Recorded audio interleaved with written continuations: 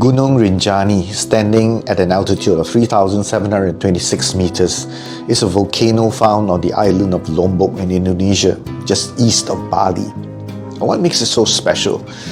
It's a complex geographical feature comprising a huge caldera enclosing a crater lake and a much smaller smoking volcanic cone. Now, the scenery is spectacular and it's arguably the most beautiful mountain in Indonesia. Now, not surprisingly, the trails on Rinjani are often crowded and littered. I've once described the campsite at the crater rim as the highest rubbish dump in Indonesia. Now, you really have to watch your step here, or you may step into an improperly covered latrine. Minutes after a tent is dismantled, another tent goes up on the same spot. It's still warm. However, in spite of its popularity, Rinjani is not an easy mountain to climb. On the way to the summit before daybreak, I've seen quite a number of youngsters turning back. Now, the last stretch may not be very steep, but the fine gravel on the trail just keeps sinking, slipping and sliding beneath your feet. You are virtually walking on ball bearings. Now, it's taxing or even frustrating. That's just the summit ridge. There are more steep slopes and ball-bearing trails lower down the mountain. But not surprisingly, injuries are common. On a good or bad day, you'll find people in crutches and wheelchairs at the departure area of the airport.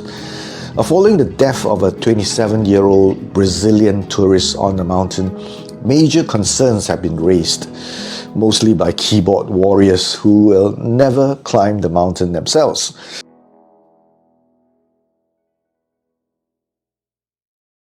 Many clueless journalists emphasize the fact that Gunung Rinjani is an active volcano, and equally clueless commenters mock the crazy folks like me who have climbed not just Rinjani but also many of the other so-called active volcanoes in Indonesia.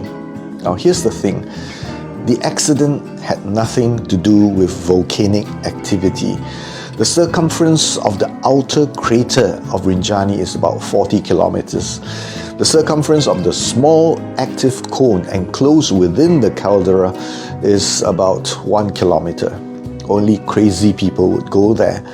The rest of us either climb the highest point on the outer crater or descend from the outer crater rim to chill by the side of the lake. There are two main approaches to the crater rim on Rinjani. Circled in red is the Senaru campsite. The starting point is the village of Senaru. Circled in blue is the Sembalun campsite. The starting point is the village of Sembalun Lawang. Now, those who wish to summit Rinjani will have to approach it from Sembalun. Those who wish to visit the lake should go by way of Senaru. The lake can also be accessed from Sembalun, but that would mean a much longer descent. At any time, climbers on Rinjani would be at least 3 to 4 kilometers from any volcanic activity. Now compare it with this case on Mount Vesuvius, where the victim actually fell into the smaller active crater. Climbers on Rinjani stay on the outer crater rim, marked out in green. The accident occurred on the inner wall of the outer crater rim. On Saturday, 21st of June 2025, Brazilian tourist Ms Juliana Marins, 27, was hiking with 5 friends on Gunung Rinjani when she slipped and fell off the narrow summit ridge of the mountain. Take note of the expanse of the caldera. She did not fall into the puffing crater of Anak Gunung Rinjani. She stood too close to the crumbling edge of the outer crater and the ground gave way beneath her feet. Drone footage and images captured by hikers on the day she lost her footing appeared to show her alive and moving voluntarily. She was seen sitting and moving around in a slide of loose volcanic sand some 200 meters below the summit trail. By Sunday morning, drone footage confirmed that she was no longer in the same place. Then, thick clouds and strong winds rolled in and hampered the search. On Monday, day 3 of the accident, rescuers were finally able to locate Juliana Marins again. However, she appeared to have had fallen even further down, some 600 meters below the summit trail. Before they could do anything more, the clouds and wind rolled in again. The search resumed on Tuesday. Rescuers made a valiant descent of 600 meters down a wall of sliding volcanic sand. They discovered her body but were unable to haul it up. The tiny window of favourable weather opened again the next morning. Juliana Marins' body was finally hauled up to the crater rim. It was still a long way to descend to base camp, and her body arrived there on Thursday.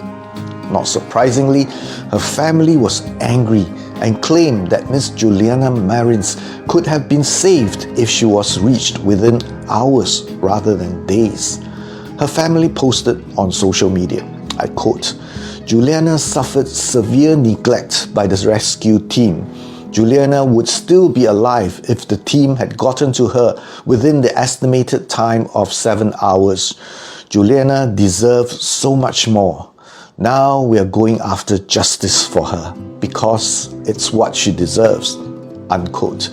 Their sentiments were widely echoed by Brazilian netizens, many of whom questioned the competence of the rescue teams and criticized what they saw as a lack of expertise or proper equipment to carry out the operation.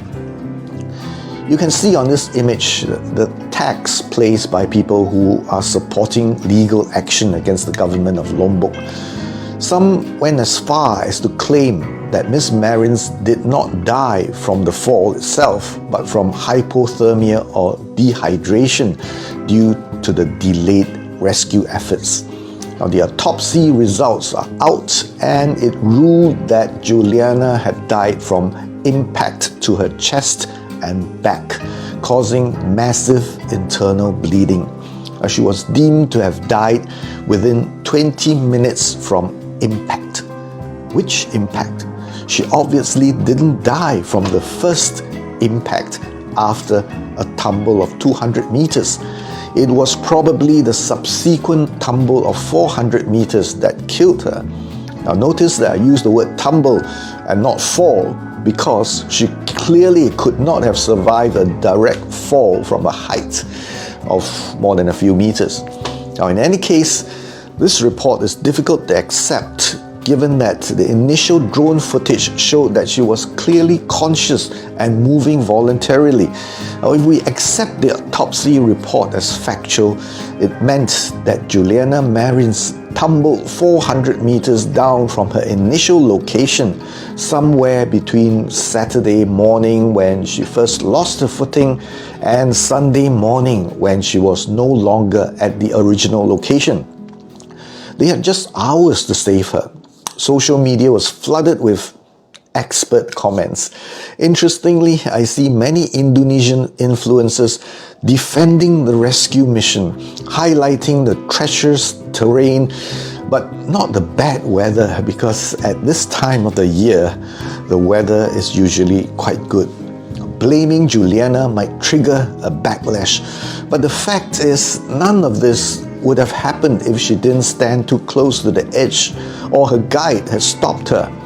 Now, as someone who has been there and done it, I've seen some pretty unprofessional and less than responsible behavior from certain guides.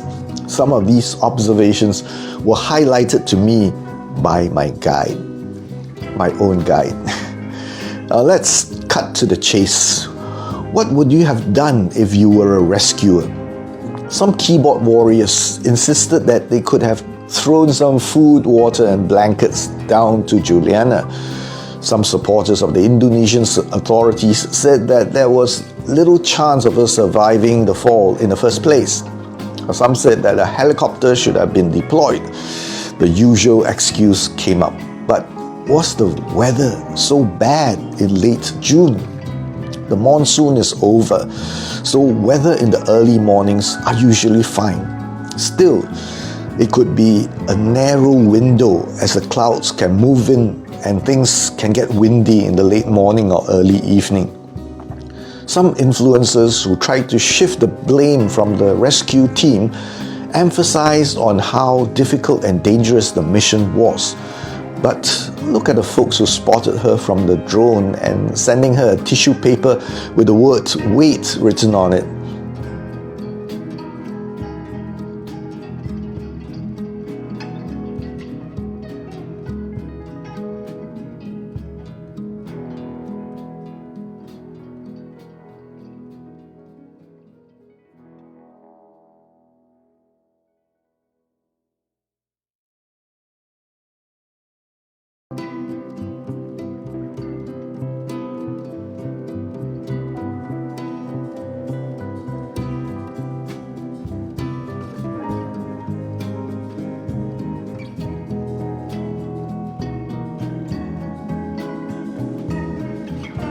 Imagine how disappointed you would be if you're one of those folks. Now, if Juliana had somehow been brought up immediately or very soon after she was spotted, she would almost certainly have survived. That's the part that is bothering some of those who criticize the rescue effort. Could anything have been done that Saturday morning? It took me more than 5 hours to get to the crater rim from the starting point. How long will a rescue team from another part of the island take to get their equipment ready, ride to base camp, then climb with their bulky equipment not to the crater rim, but further up towards the summit? Just to give you some idea of the challenges rescuers were facing, a 600-meter length of climbing rope weighs about 40 to 50 kgs. The rescuers had to carry it up the mountain. Now, could all the equipment have been brought up and dropped by helicopter? Now, I've seen it done in Nepal, but these folks are not Sherpas, and there is no serious mountaineering going on Rinjani. Now, the rescuers arrived but couldn't find the victim within the narrow window of good weather on Sunday morning. Juliana had fallen a further 400 meters, probably another 400 to 500 meters down, and she would have reached the floor of the caldera. Now, the last tumble was probably what killed her.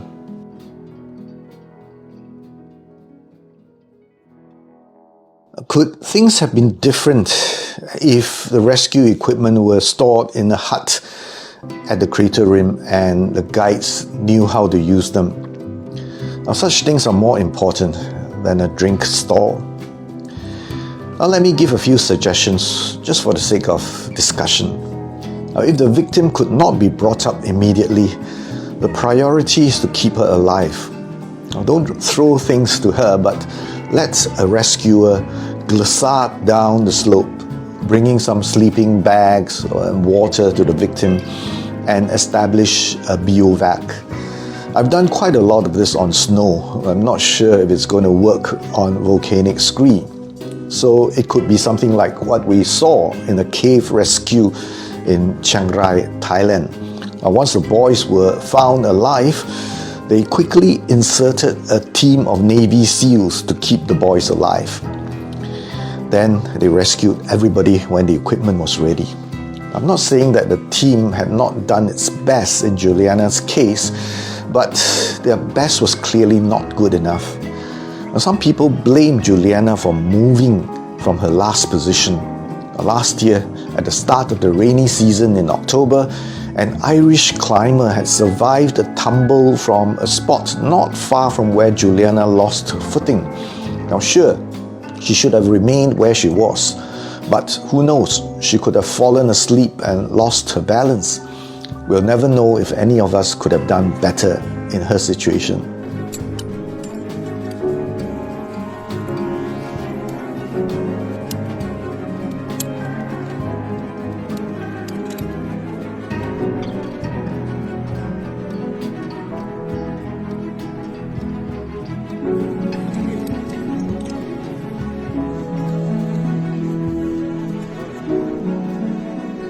I really wish that the 5 friends who climbed the mountain with her could come forward with more information, but then they might not have witnessed the whole rescue process, as staying on the mountain would have incurred additional costs. With all that said, volcanoes, when they are not erupting, aren't as dangerous as what the keyboard warriors imagine. I climbed my first volcano, Gunung Merapi, in 1993, and I've not stopped bagging them in Indonesia ever since. Now, the best piece of advice I can give as a 61-year-old who had already climbed most of the volcanoes in Indonesia is this: enjoy yourself, but don't try to be funny and play the fool with the mountain. It is far more powerful than mere mortals like you and me. Stay away from the edge. It can be unstable. Don't do dangerous things for the sake of followers. You may have more followers than I have, but I'm still alive. In conclusion, let me share some of my photos taken on Rinjani. You'll understand why the adventurous folks would take the trouble and the risk to climb this mountain.